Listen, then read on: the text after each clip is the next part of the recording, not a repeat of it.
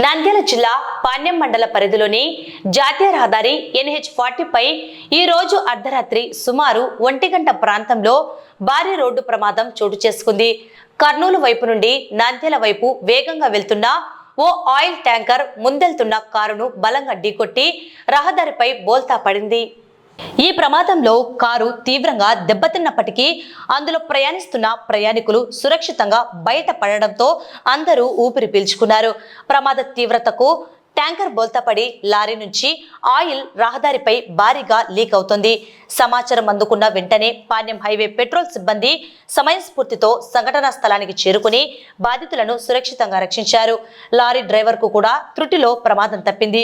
Leakage కారణంగా oil రోడ్డంతా పరుచుకుపోవడంతో వాహనాలు జారిపడే ప్రమాదం ఉందని, ఆ మార్గంలో ప్రయాణించే వాహనదారులు అత్యంత జాగ్రత్తగా వెళ్లాలని పోలీసులు సూచిస్తున్నారు.